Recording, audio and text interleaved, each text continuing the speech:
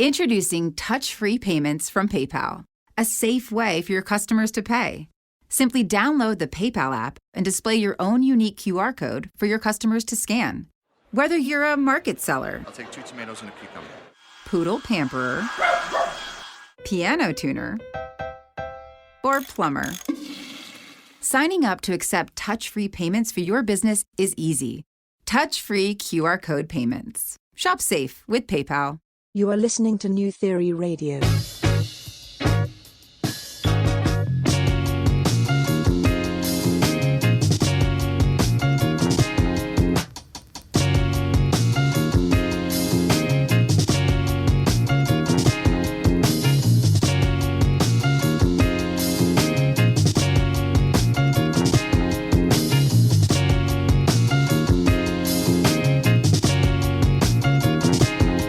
Theory Radio. Hello and welcome to another edition of New Theory Radio, the show where we theorize on arts and pop culture.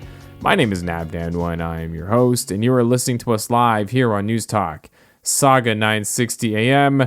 We have a jam-packed edition of NTR lined up for you today. Valentine's Day is approaching, and it's a different Valentine's Day because of the pandemic. I'm sure a lot of us are staying indoors, probably going to order takeout, probably going to spend some time with our loved ones or spend some time alone if that's your jam.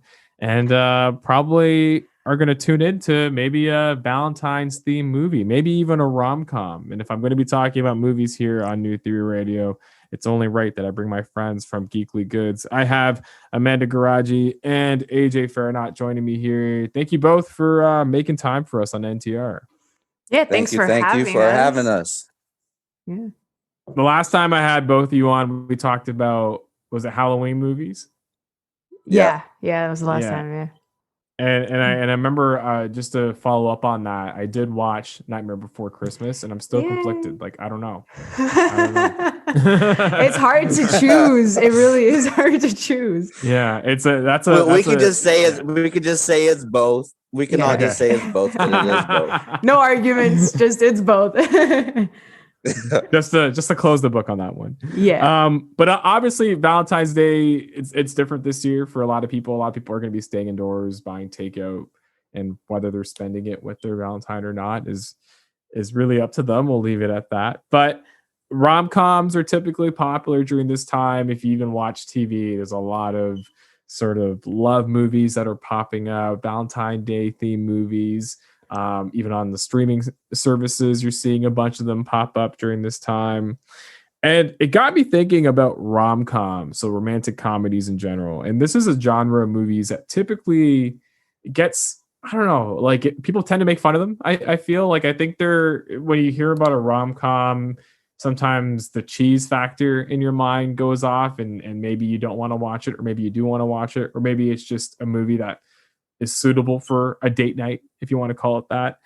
But I wanted to talk to the both of you because both of you are quite the movie experts regarding this genre for this first segment. And Amanda, we'll begin with you. What makes a good romantic comedy? First and foremost, there has to be amazing chemistry between the two leads, or else I'm just not going to buy it. I'm just not really, gonna. I won't buy it. And like, there's so many like rom-coms that have a good script and that it's fun and there's like a gimmick to it. Like, for example, I absolutely love How to Lose a Guy in 10 Days because of the gimmick, like in the film where she's trying to like get rid of him. They go on a couple of dates and then he's trying to get her. So it's one of my favorites.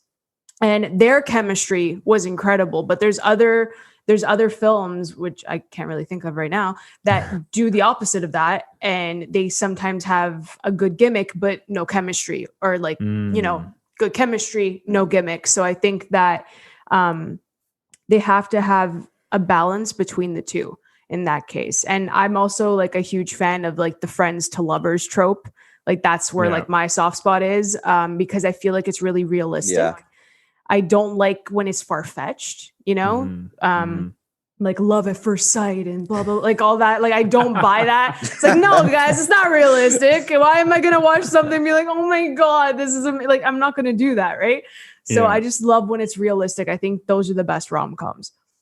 Is there a combination of two actors that really stand out to you as being a really good sort of rom-com collab? Like one that comes to the top of my mind is like Adam Sandler and Drew Barrymore. Like I think whenever they come together, typically it's magic. But I love them. Do you have any that you prefer, Amanda?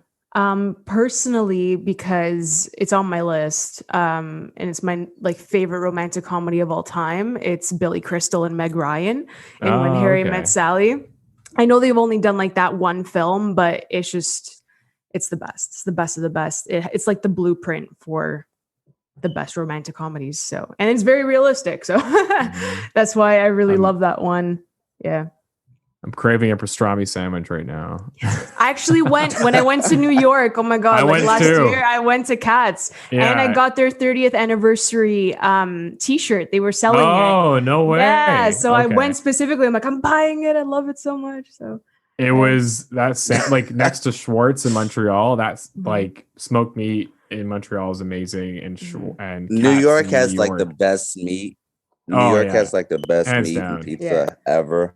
Hands down. So New York wins amazing. The pizza wars like pizza over for Chicago sure. any day. 100% of the time. Yeah. AJ, what about you, man? I miss New York. Do you watch rom-coms? All the time. I love them. Really? Yeah. For me, I usually don't like cheesy movies for like action and stuff like that. But when it comes to romantic comedies, it has to be cheesy. I just love it when it goes with romantic comedies. I'm with Amanda on this. Chemistry is the number one thing that they all have to have. The script has to be great. The comedic timing has to be great. It doesn't have to be perfect to be one of my favorites for rom-coms. I don't really expect like a Moonlight type of drama, stuff like that. I don't really expect that much out of it. I just like having a good time, and if it makes sense a little bit, and the chemistry is great, and the comedic timing is great, then I love it. One of my favorite ones is Friends with Benefits. And Justin Timberlake and Mila Kunis. I just love them both together. So those are my favorite couple. That's my favorite couple. I love them. What was it? Ashton Kutcher and Natalie Portman. Because that movie came out like at the exact same time. Yeah, it was called No Strings Attached. Yeah, so it literally came out the month before. I love that one. That's actually that was actually one of my list too. I like that one too, actually. I have to admit. I also like they're both good. I've only ever seen Friends with Benefits. I haven't seen the Ashton Kutcher and Natalie Portman one. They're literally the same movie. It's just preference. But they're both great. I love it. It's just preference. Like I love Justin Timberlake, so I'm like I lean towards Friends with Benefits a bit more than No Strings Attached for that reason. But I think I watched both of them the same amount of time. Yeah, probably like 10 times. Like a double feature. Let's do it. Like, they almost go hand in hand. It's like, well, I got to get both perspectives. Right? So. I love that. Both of you mentioned the cheese factor. Why do you think rom-coms are considered cheesy? Like, why? What started this sort of cheesy genre for you guys? Is it the realism attached to them? Is it the far-fetched stories? Is it maybe we've had too many of these outrageous storylines that have kind of been centered around love that have maybe taken over people's minds regarding what a rom-com should actually be? I think that it's heavily gendered, and because another like name for a rom-com is a chick flick. Yeah. So because a chick flick is always associated with like sappy love stories and like romantic comedies, I think that's why they get a bad rep. So like a guy's not going to go watch, I don't know, The Photograph, I think came out like last year for Valentine's Day, which I absolutely adored, but they market it as like, oh, it's a chick flick with like these two guys, like Whitney Saray and like Keith Stanfield. Yeah, which is great, but it's like the fact that they're marketing it as a chick flick, and I think that's why people don't even go to see it. Like when you go to the theater, you want to watch something that's going to be popular, that you're going to be able to talk about like through the weekend and then on Monday when you go to work. So if you say that you're going to go watch like The Photograph instead of Sonic the Hedgehog, which opened the exact same weekend, like you're going to be like, why the hell would you go watch The Photograph? Right? But it's a great movie. It's just the fact that they get a bad rep because it's like, you know, femininity and like it's all love and stuff like that. So I think that they should move away from that. Yeah. When it comes to Hollywood, they're still behind the times when it comes to real life, where you they still think that, like you said, rom-coms are meant for girls and stuff like that. But in reality, even men like to watch rom-coms at a certain point in time too. So even not even as a like a dating type of situation, they even like to watch it by themselves. So for me, I feel like Hollywood's still behind the times, and they will continue to be behind the times. I'm not going to expect anything different from Hollywood because it's Hollywood, and yeah, that's another situation. But it's another conversation. That you have 3 hours now. Why not? Let's do it. But for me, the reason why I love the cheesiness for rom-coms is because I just like to unwind from major drama movies, like I said, Moonlight and the recent movie Pieces of a Woman. Those things can be really, really stressful. They're heavy in a way. Yeah. And then you have big blockbuster movies like a Marvel movie or a Star Wars movie where you do get some great dialogue and just great writing in general, but with a bunch of explosions. Then when you get to like romantic comedies, it just feels really relaxing at times. That's why I love it. And you need that balance. And I think that like people don't realize that you need that balance. So they just treat it as like trash. And it's not, because you can't watch these dramatic films 24/7. Like I just came off of Sundance and I watched some, like they're heavy, man. There's nothing light about any of those movies. They're so dramatic. And but that's like the aura of the festival, right? Like Sundance is typically where you're going to get at the nitty gritty. Yeah, exactly. Which I don't mind. I love doing it, but you need the light films. And that's why like, I'm kind of happy like Valentine's Day is coming next week, because I want to go back to my rom-coms. And like AJ said, they're so chill and relaxing and you kind of know the ending already. So even if you don't want to pay attention, that sounds so bad, but even if you don't want to pay attention to the film itself, it's true. Like, it's true. You know what I mean? And you're like sleepy or stuff like that. Like it's there. You know the outcome, you're going to laugh, you're going to feel good. And that's why they're necessary. Yeah.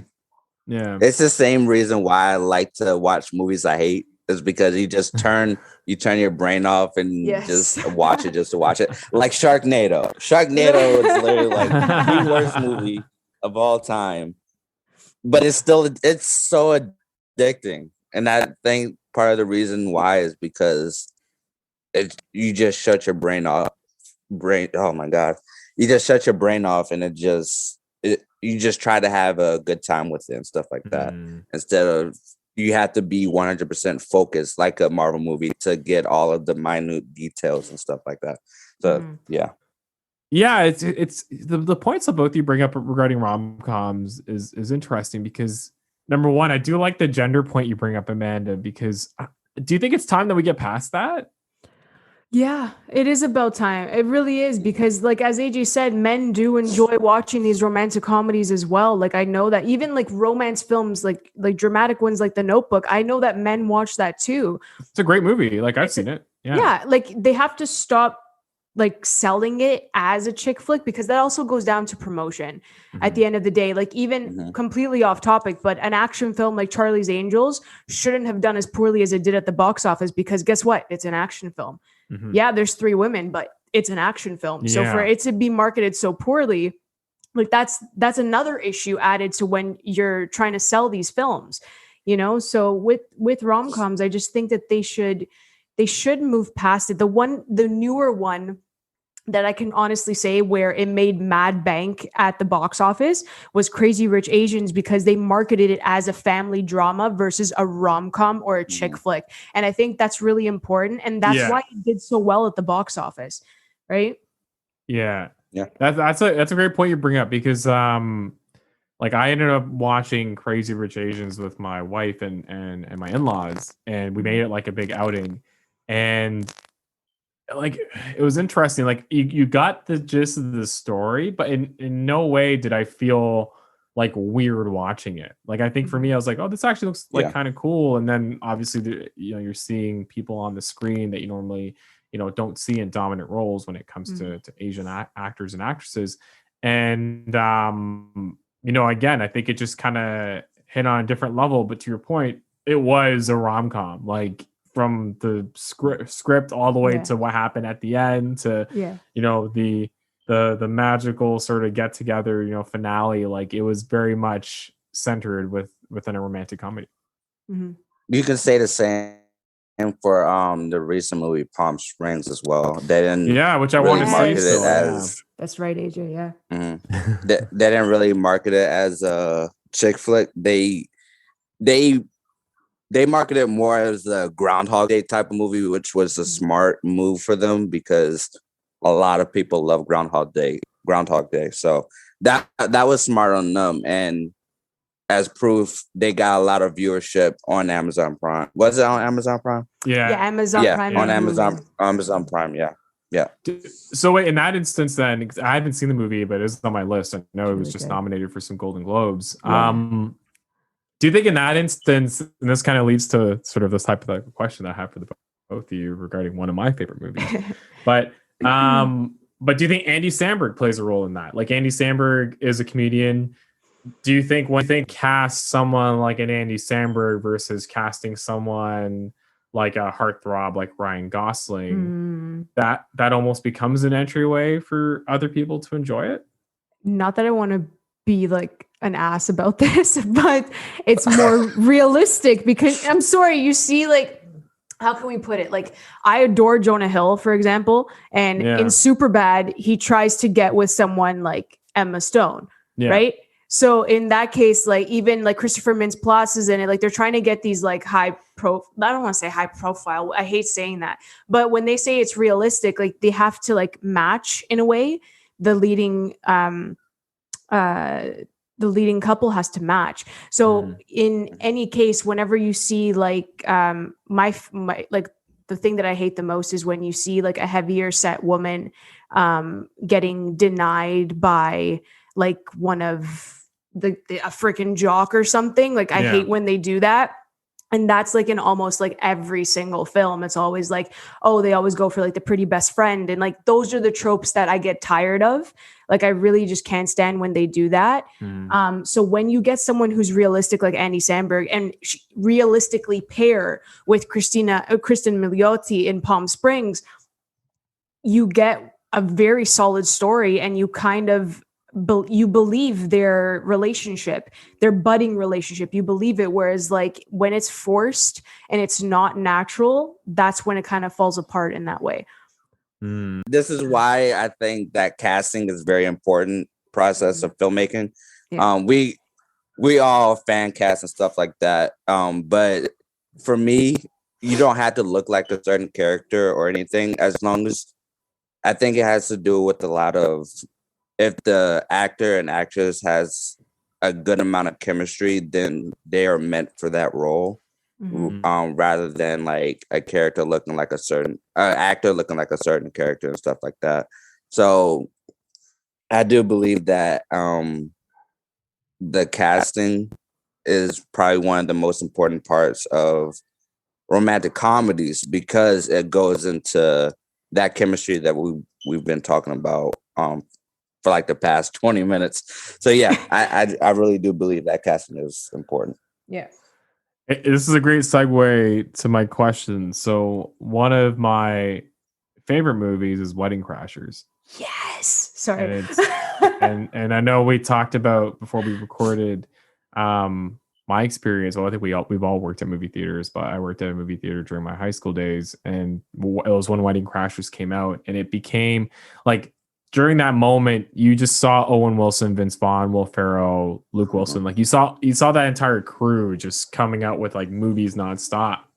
And to me, because I was a fan of Dodgeball, fan of old school, like Wedding Crashers just felt in that realm of like, okay, I like these cast of actors. Like, let me continue to support them. And Wedding Crashers is I watched it recently and I'm like, wow, this movie still is really good. But when I watched it I watched it in 2020 again recently during the holidays because it was on TV. But with 2020 vision, it felt like a romantic comedy, like it really did. So my question to the both of you is Wedding Crashers a rom-com? AJ, we'll begin with you. It's been so long since I watched it, but yeah, I'll say yes. I do believe that Wedding Crashers is a rom-com because it for Wedding Crasher, it's for me, it's still a romantic comedy because it has a lot of comedic elements in it, and it still has romance in it. So I think for me, it's basically a no-brainer that Wedding Crasher is a romantic comedy. Amanda.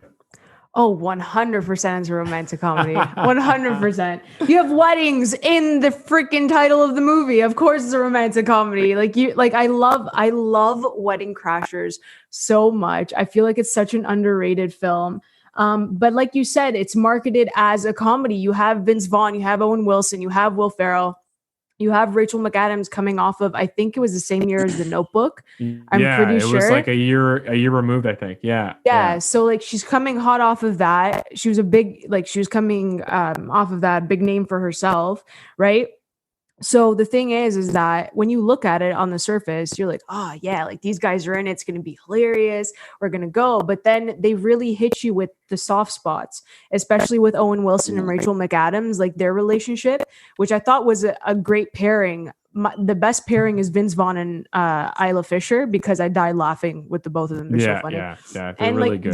they're like from two extremes. You have one end of the spectrum, you know what I mean? So they were both great couples, and I still want to get a sequel because of the ending. So I do think it's a romantic comedy. I classify it as that for sure. Is there a sequel like in the works, or from what I heard? Yeah, I think I saw it. Which really? I'm like, there's always the sequel going on with something though. Yeah, that's true. It's true. I don't think it's been greenlit. Though. I think it's been talked about, but no one like has started writing it or casting for it and stuff like that. On that note, we are going to take a quick commercial break here on News Talk Saga 960 AM. And when we come back, we are actually going to have both Amanda and AJ share their top 3 Valentine's Day movie picks. All that and more on this week's edition of NTR. We'll be right back after this brief commercial message.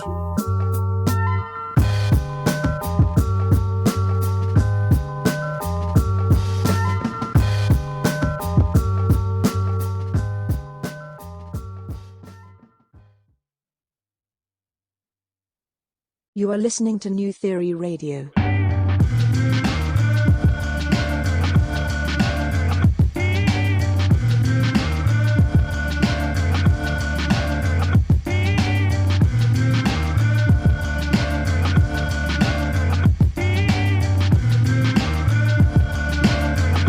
You were listening to New Theory Radio here on News Talk Saga 960 AM. My name is Nav Nanwa, and I am your host.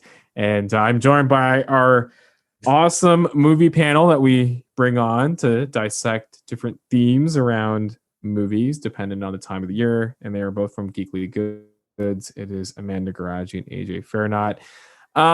We just talked about rom-coms and did a bit of a deep dive, and then you guys told me that Wedding Crashers is a rom-com, so that's officially official. So let's just move forward from that.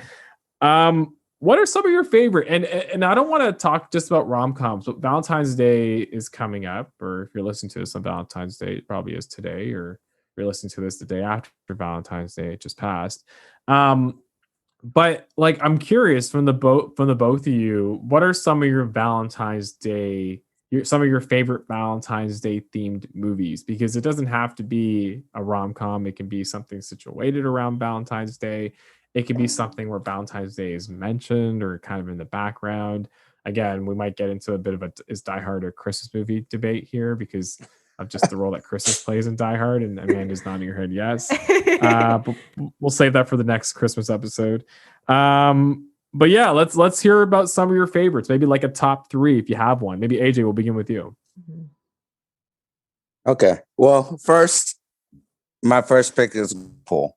I knows that I'm a huge comic book fan, and Deadpool is probably one of my favorite comic book movies, and it has a lot to do with history between Ryan Reynolds and I can't pronounce her name, Marina. But Karen, I think. I can't pronounce. I can't pronounce her last name, but their chemistry and Deadpool is incredible, and it feels like a rom-com, and I do believe it is a rom-com melded with the comic book element and just a good action movie for everybody to enjoy. So Deadpool is my number 1 for Valentine's Day. You see Deadpool, you get a good amount of rom-com, a good amount of action, and a good amount of just everything. So it's a perfect dating movie. It's a perfect movie to enjoy with the guys or anybody you hang out with. So that's one. Second one is, I already talked about this a little bit, Friends with Benefits. Just everything about that movie, I just simply enjoy. There's not really much to talk about because much like any other rom-com, it has the same plot basically. But for me, I still enjoy. And then we already talked about No Strings Attached is my favorite as well. I have too many favorite rom-coms basically for me. But yeah, No Strings Attached is my third one. I feel like your second and your third can be like one choice. They're the same movie. Yeah, fair enough. I'll think about my third one. You can go.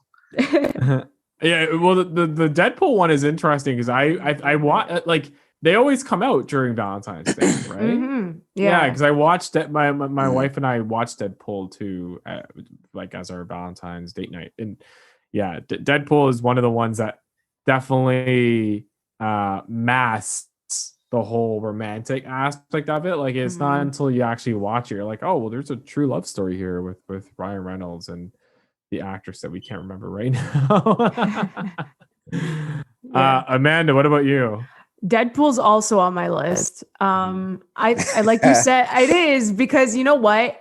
We have to remember that Ryan Reynolds marketed it as a date night movie. Like even in the trailer, like he does say it, right? So, and it was that weekend and I absolutely loved it. I watch it every single Valentine's Day now as like tradition. Like I'll just put it on at midnight on Valentine's Day. I'm like, yeah, I'm watching Deadpool. Like I don't care. That's hilarious. Wow. Yeah. So like now it's tradition. So it's definitely on my list. As I said before, When Harry Met Sally is like my all-time favorite.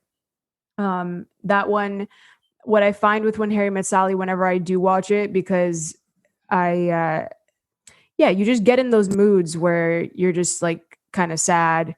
So you watch it and it's one of those films that gives you like a fresh perspective on life, I think. And I always like learn something different each time I watch it about like relationships in general. You can even be with like how friends treat you as well. So I just, it's something that I hold close to my heart. Whenever I'm in like a bad mood, I'll watch it. Yeah. And my third one, I have an honorable mention too, so I'm gonna go with that too. But 13 Going on 30, Oh, that okay. one's like so cheesy, but my heart with 13 Going on 30, Mark Ruffalo and Jennifer Garner are adorable. Their chemistry is just so pure and sweet. Like it was just perfect casting. But that one also has a gimmick. She's 13, little pixie dust, turns 30. So it's kind of like, it is far-fetched. Like that's my exception. And then the last one, this honorable mention is not a romantic comedy. But if you're in a really pissy mood, Gone Girl by David Fincher. Oh. It's actually on my there. Valentine's Day watch list. I wrote an article over at candidxcinema.com, which I'll probably post next week and add some more. But if you're in a pissy mood, like Gone Girl is like the perfect film to just drink a bottle of wine. Just like, I'm scared of that movie. You should be, because she's amazing. I remember watching that in the theater when my wife and I started dating, and I was freaking out. I was just like, I better be good. I hear that. Just one last thing. What's a rom-com or Valentine's Day theme movie that's really bad, but so bad it's good? I would go with Valentine's Day, the movie itself. Yeah. It's just like, it's good trash. Like I have to admit, I love saying it like that. It's just enjoyable. You have such a great cast of like characters too. And I feel like the films like New Year's Eve 2 is like that. He's Just Not That Into You, where they have like 7 or 8 people in the cast and they all come together and their stories. Are those movies all made by the same person? I'm not 100% sure. I feel like there's always like that, like there was like a run of like movies based on occasions, and it was just like a cast of like 8 well-known actors, and the movies were never good. Yeah, because I think Mother's Day was a movie too, so it was just fun. I don't know if it's the same. I think Valentine's Day and New Year's Eve, it was the same like creator or something. But those films, like they're mindless, but you have like some favorite actors that you're like, you know what, this is just so wholesome, I'm gonna throw it on. And that's how I feel with Valentine's Day. It's a great cast. So AJ, what about you? My Bloody Valentines. Who's in that again? I hate that movie Who's in that again? It's been so long. I can't remember that. I can't remember any of the actors' names. I don't know. But it's been so long since I watched that movie. But yeah, I hate it. But a while back, I used to watch it all the time with my cousin, because we loved horror. And once again, it's terrible, but we always like challenge ourselves to see who could watch it the most, because back then we were like, oh, we can watch horror movies because it's cool and stuff like that. And it's just crazy. Yeah. So for me, it's My Bloody Valentines. I'm actually looking it up. I want to know who they're. That's hilarious. That's awesome. Well, I'm glad that both of you have given our listeners some recommendations for Valentine's Day. So thank you so much. If anybody wants to reach out, sorry. Oh yeah. Okay. Yeah. Okay. So we'll have to add that to the list then. I'll include this in the podcast description. A little bit of a watch list. Yeah. If anybody tell us what's been going on with the both of you. What do you guys have coming up? Amanda, give us a little bit of a rundown about what you've been doing. I've been noticing you've been on the mic quite a bit. So yeah, what's been going on? Yeah, it's been a lot of fun. I just came off of covering my first Sundance Film Festival. Congrats, that's amazing. Thank you. Which was really exhausting. I did I think I got to 42 films in 7 days. Whoa. Yeah, like 20 of those were short films. Don't get me wrong, but like the rest, like I racked up because I tried to watch as many as I could. Did some interviews, stuff like that. You guys can find that at candidxcinema.com. And yeah, I'm trying to start my YouTube channel, like revamp it and just do some more live streams over at Candid Cinema on YouTube. And I'm just going to be writing more for Geekly Goods and just more article writing. I do have another publication that I'm with called Geek Bomb, and I'm doing some personality quizzes over there, which is a lot of fun. Nice. But yeah, I'm just trying to cover all That's the cool. bases, and yeah, it's good. It's been fun. I really love podcasting, and I love being on the show here, Nav. So thank you so much for Hey, having me. anytime. The mic is always yours, and AJ, the mic is always yours as well. What do you have coming up? We're working on right now. I'm not really working on that much stuff right now. I'm just focusing on work, but I am doing podcasts with student podcasts, doing WandaVision breakdowns and stuff like that, talking about theories on just the next phases for Marvel and stuff like that. That's basically what I'm doing right now. Hopefully I'll start podcasting a lot more within like the next 2 months from now, since I will be moving and I'll start having more gear and stuff like that. So that's a hope for now. But that's all that's going on with me. Yeah, we'll have to bring the both of you back. Maybe we can do a bit of a WandaVision rundown, because there's a lot like in those episodes. Like I was telling the both of you, like I need to catch up like really bad on the movies that I've just kind of missed, because it's creeping up. Like there's characters I'm like, whoa, people know who this character is, and I'm like, oh, they were in this movie that I totally didn't watch. So yeah, WandaVision's a good time. So we'll have to bring the both of you back to break that one down. Maybe after it's over. Maybe we can do it a couple weeks after the last episode, just because then we can, maybe that's a good time period to talk about. I'm for that. Yeah. AJ has a lot of theories, so. Oh yeah. Yeah. All right. Well, let's definitely do that. So yeah, thank you both, Amanda and AJ, for joining us here on New Theory Radio. We are going to take a quick commercial break, and then we're going to have more here on News Talk Saga 960.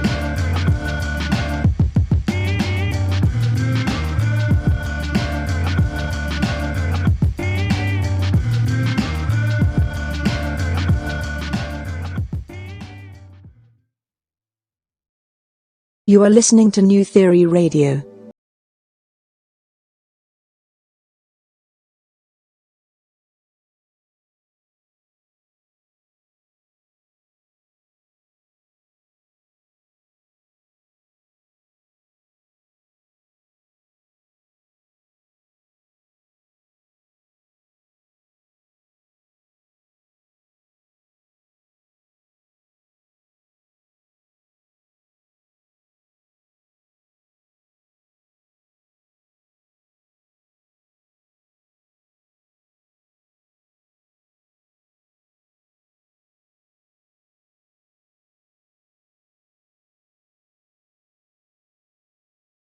Nav Nanwa, and I am your host. The beautiful sounds you're hearing is that of my next guest. She is our NTR spotlight for this week. She is originally from Toronto, but now she's based in Vancouver. She is a singer, songwriter, and performer. She is known to incorporate unique sounds and styles into her repertoire. Her current song project, the Gracias a la Vida project, is a collaboration amongst many international artists, and she's here to talk about it in greater details. I'm very honored to be welcoming Gisun here on NTR. Gisun, thanks so much for making time for us. Thanks so much for having me on here, Nav. I'm very excited. Yeah, like we were just catching up right before the interview, and the fact that you're in BC right now, I do miss BC. I really do love BC, and I hope the weather's kind to you. Like they don't really have a winter, do they? Just to make you feel a little better, I'll tell you that it's been rainy and kind of cool, and you're not missing out. But yeah, the temperature's been pretty decent. There's not really a winter here. Fair enough. I guess things have changed, but I want to start from the very beginning when it comes to your career, Gisun. How did you get your start into music? How did I get my start into music? Yeah. So as a child, my parents ensured to put me through instrumental lessons. So I started with violin probably before I could speak, and slowly that turned into piano and then singing lessons, and at home we always had music around. My parents are both also musicians, and so that sort of became a part of my identity, and I just kept exploring that as I grew up. writing music at the age of, I think, 16 or 17. That's when I started. And later forming bands, collaborating, recording, playing shows, and here we are. Yeah. What's interesting about your music is you are someone that's classically trained. Were you always geared towards that type of music, or were you just influenced by what was around you? Good question. Yeah, so my mom is a classical violinist, and so we always had classical music playing. And yeah, I did do some training in classical voice. And so that was kind of a nice foundation to, create that basis of repertoire that would unravel from that. I still listen, like, I love that music, and I think it's gorgeous. But yeah, I think it's definitely changed throughout the years. Kind of gets me thinking about a piece I saw in your bio regarding how you like to weave together stories that reflect distinct chapters in your life, and you also like to draw from your heritage as well, which explains the musical background that you had growing up. Why is that so important to you?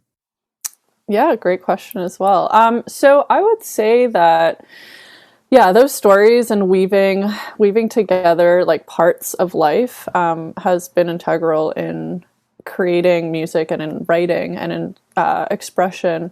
So, I think based on all of our upbringings, we all come from different places. We're all, we all have our stories, and I think creating ways to showcase that, sort of through poetry and through the arts in whatever art form or shape you choose, is a very like personal and identifying process, which kind of, is vulnerable at times, but it's a beautiful way to express, to emote. And yeah, I feel very lucky to have had that sort of basis and foundation in music growing up, and still now I cherish it very deeply. How do you go about thinking about sort of the chapters in your life and being able to bring those to life? So that, I think, I sort of see it emulated in my music, because like there's 3 EPs, for example, that I've put out, and 3 of like those 3 each have sort of like 3 or 4 songs in each part. So I kind of see them as like mini, not audiobooks, but like sort of like mini, chapters of music that reflect, a certain stage, a certain phase of life. So like the first 3 started when I was probably like 23, 24, until the age of, I don't know, 27, let's say. And then the next is sort of like, and you see that progression, you see how it sort of like matures and unfolds, and how things like shift as you go on. So I love seeing how things change, because, I look back at certain songs, I'm like, oh, interesting. That's what I was feeling then. And so I sort of like am able to compartmentalize in that regard of, having music as reference, which is pretty cool, I think. It's definitely worth mentioning that you are someone that's had schooling in music, whether it was at the New School for Jazz and Contemporary Music, or even just at Berklee College, which I think you studied music and business, right? Great memory, yes. But the one thing I wanted to talk to you about was another distinct thing that I saw in your bio was your environmental studies degree at York University, and you yourself are someone that's very much an advocate when it comes to the environment, and just the environment being able to be taken care of, and us ensuring that we're doing our best to be sustainable. Tell me more about that. Yeah, that's digging in real deep. I like these questions. Yeah, so that's what I do on NTR. So many layers. Yeah, I love it. Yeah, so I guess addressing like the first part of the question, that jazz has definitely played like a major role in influencing my sort of musical styles and inspirations. And then the pre-focus on music, the direction I was hoping to go in my sort of undergraduate years, I was like really hoping to become like an Aaron Brockovich. So the idea was to go, be an environmental lawyer. And I've always had very deep in my heart, like wanting to, advocate for sustainability, for care for our environment, and to just be a little bit, more conscious about the choices that we make day to day, how we live our lives. And Not that I've had to put that completely aside, because I think we each are able to incorporate the elements that make sense to our own contexts. But I've definitely shifted a lot more in the sense of like finding those things and those loves for like, you know, consciousness and connectivity and community and, you know, sort of like social justice, but through like the music and the arts and culture industries. Yeah, so I've sort of translated that into that realm. That's great. No, but you know what? Like, I think that just goes to show the versatility of music in general, right? Being able to tap into your personal interests and finding ways for those to come to life. Thank you. Yeah, I hope that's how it sort of translates. Yeah, definitely. Well, something that really translates very well is this new project that you're working on, the Gracias a la Vida project, which is influenced by legendary Chilean singer Violeta Parra. What kind of impact did she have on your career? Great question. Yeah, I grew up listening to a lot of sort of folklore Spanish music. My grandmother, really? Nice. Yeah, my dad's side is Uruguayan, and my grandmother and I love to like share music. She's kind of introduced me to a lot of like classic South American artists, boleros, which is a very like traditional style of music in South America. And so Violeta Parra and Gracias a la Vida were always sort of in the mix of things kind of since the beginning. And so I've had sort of this like playlist in my mind since I was young, and kind of appreciating these more traditional elements of Spanish music that I was, very lucky to have around me growing up. And I think it's very familial, very like, you know, rooted in sort of heritage and connecting with that side of culture, which, I really appreciate. Yeah, and what's great about this project too is you were actually able to collaborate with a bunch of different other international artists, and this was done during the start of the pandemic. So this was all via virtual means. Tell me about the artists that you worked with, and just give us an idea about that process, because we've been seeing the effect of this pandemic and how people have had to get creative when it comes to being collaborative, and maybe it's recording music in various stems and trying to put it all together via an editor. What was that process like for you? Definitely. Yeah, it is quite a process.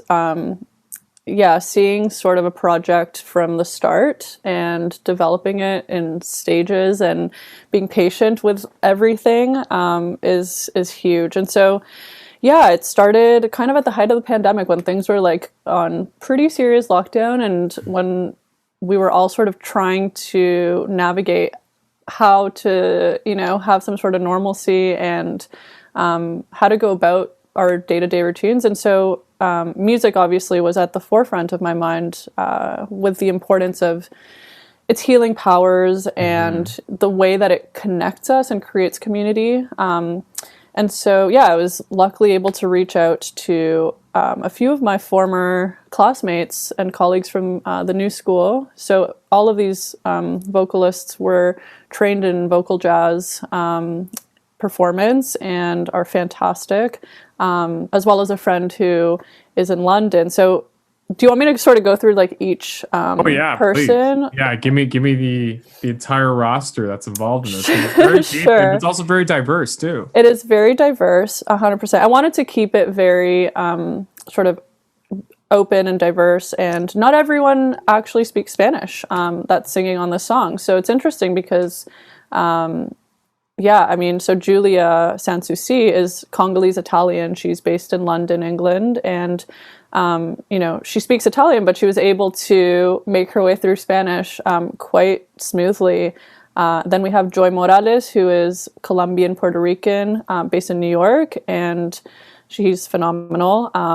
We have Ali Levy Adalia, who is Montreal based and speaks French, but as well, like, she was able to really no problem pick up the Spanish. There's also Bianca Muniz, who is also Colombian Puerto Rican based in New York. She's a phenomenal singer-songwriter as well, and a cancer advocate.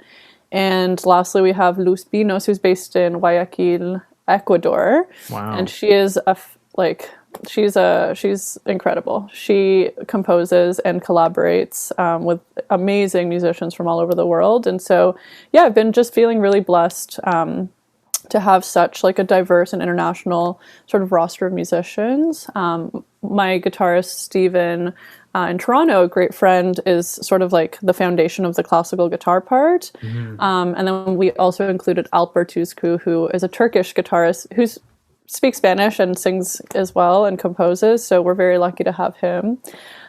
Sorry, the list goes on and on. There's like so many people involved in this project, but those are the main musicians. So it's quite vast. I haven't had something like this, big and diverse. It's amazing just even hearing about the different voices and just the different talents that each of these artists have. Like when it came to putting the song together, did each of them record their parts separately and then it was all sort of put together after the fact via yourself or via an editor? Like what was that like, especially since this has been like the new normal for a lot of people? Definitely. Nav, we are so lucky to have the technology that we have, because otherwise, like, I don't know how this would happen, because everyone's either in a different city or time zone or continent. And so, it's a big, like logistical puzzle.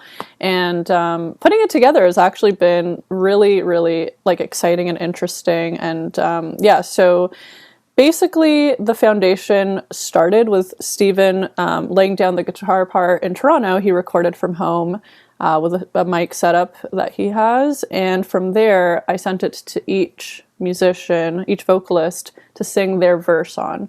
So we just decided, okay, you're going to take verse 1, 2, 3, 4, 5, or 6.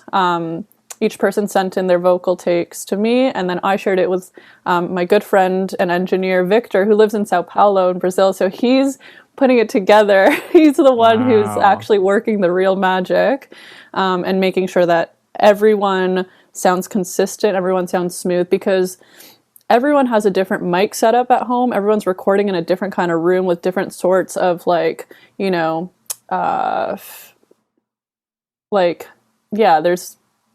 just like some people might have soundproofing. Exactly. Like some people, might record in their bedroom. Some people have like a very DIY, setup. And so Victor is actually making sure that everyone has somewhat of a consistent sound, regardless of the gear that they might have. So it's been quite a process, and very heartwarming at that, because I think we've come up with something that sounds pretty smooth. Amazing. The project is actually in partnership with Music Heals, and again, tell me more about that, how that came to be. Actually, give our listeners an idea of what Music Heals is. Definitely. So I guess near the height of the pandemic, I just was really honing in on the power of music and the healing power of music. And one of my best friends, who lives in Toronto, is a phenomenal music therapist herself. And so I just thought that it would be a really perfect sort of fusion of community, philanthropy, and just giving back in a way, and just raising awareness about, about music therapy, because it's not on the radar maybe as much as it can be, because music really does heal like so much, no matter what context or phase of life you're in. Like, I think that is always it's always there for us. So I reached out to Music Heals, who's they're based in Vancouver, and they were happy to collaborate on this as a partner, to basically raise awareness and raise funds for their organization, because they actually help to distribute amongst different music therapy initiatives and programs across Canada. So they're very national. Yeah, especially right now as people are trying to find ways to cope with this current situation that we're in. A lot of people are turning to music, just whether it be turning to a specific type of music to really find a way to mentally escape, or it's turning to a favorite album just to get through the time. Music to me just seems so crucial nowadays. Exactly. Yeah, it really is. You're right. It's perfect for now and always. Just to kind of wrap this one up, Gisun, what do you hope people get out of this collaboration? Great question. I think a sense of, probably a lot of things. A sense of healing, a sense of community, a sense of global connection and sort of diversity, and mostly, I think, a sense of calm and of like peace and joy that music can bring to us. Especially now, like especially amidst all this madness that is going on in the world, a sense of gratitude at the end of the day, because Gracias a la Vida, I mean, it means thanks to life. And I think coming back to appreciating day to day is crucial in our well-being and in our sanity, just like emotional states. So yeah, the goal is that really. So I have to ask you then, what are you thankful for right now? Great question. I am really at this point thankful for family and for having my sisters close to me that are everything, and community. So yeah, I would say family, for sure. Family and friends. How about you? Yeah, likewise. Like, I think as much as the pandemic has been hard on all of us, I think for me, being able to go through this, not being alone, has been good. That's been a challenge for a lot of people, and it's, I can see why. So I think just having that luxury of not going through this alone is definitely something I'm thankful for. But yeah, thanks for asking me. I never really thought about that myself. Of course. Yeah. I like to sort of like pose the same question. I mean, I know we don't have time for every, question to be back, but that one I think is an important one. Honestly, Gisun, this has been a great chat. I really enjoyed speaking with you. You are working on a new album. When should we expect that? That new album, I think, will be out this year. Again, okay. There's a lot of logistics, a lot of international collaborations that are going into that one. That one is quite a big project. So we don't have an exact date as of now. Last year I thought it would be out by now, but it's good things take time. So I'm not sure exactly the date, but I will keep you posted as soon as we do have a date confirmed, but hopefully this year. Yeah. Yes, please do. We'd love to bring you back on NTR to talk about it. If anybody's interested in listening to the Gracias a la Vida project, what's the best way they can check it out, or even check you out on various platforms? Yeah, so Gracias a la Vida will be out on February 10th on all of the platforms. So any streaming platform that you use, it'll probably be on there. And the music video will also be released on February 10th, and that can be found on my YouTube channel. And you can find me on Gisun Music on the socials and connect with me there. Yeah. Excellent. That's Gisun. Go check her out. Go check out the Gracias a la Vida project. It sounds beautiful and definitely uplifting, and definitely something we can all use right now at this moment. This actually concludes this week's edition of New Theory Radio. So I wanted to thank you, as well as my guests, for joining me today. If you want to connect with New Theory Radio on social media, it is at New Theory Radio across all platforms. If you want to connect with me, Nav Nanwa, it is at Nav Nanwa on Twitter and Instagram. A big thank you to my little brother, Amit Nanwa. He is the person behind our graphics on social media. Go send him a follow on Instagram at colorblindphotography_. And big thanks to our producer extraordinaire, the man behind our theme song, as well as some of the other instrumentals that you hear throughout the show, Dusty Loops. Go send him a follow at Dusty Loops on all social platforms. Thanks again for tuning in, and you will hear all of us next time. Peace.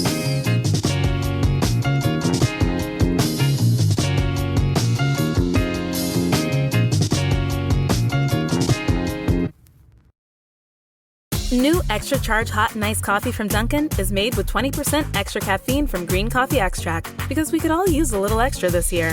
Whether that's an extra boost, some extra boldness, or the drive to go the extra mile, we're extra ready for whatever comes our way and extra excited to take it on. Let's get it done with a medium extra charged coffee from Dunkin' for $2 with 20% more caffeine. And pair it with snackable stuffed bagel minis for an added all-day boost. Order ahead on the Dunkin' app. America runs on Dunkin'. Participation may vary. Limited time offer. Introducing touch-free payments from PayPal, a safe way for your customers to pay. Simply download the PayPal app and display your own unique QR code for your customers to scan. Whether you're a market seller, I'll take 2 tomatoes and a cucumber. poodle pamperer, piano tuner, or plumber, signing up to accept touch-free payments for your business is easy. Touch-free QR code payments. Shop safe with PayPal.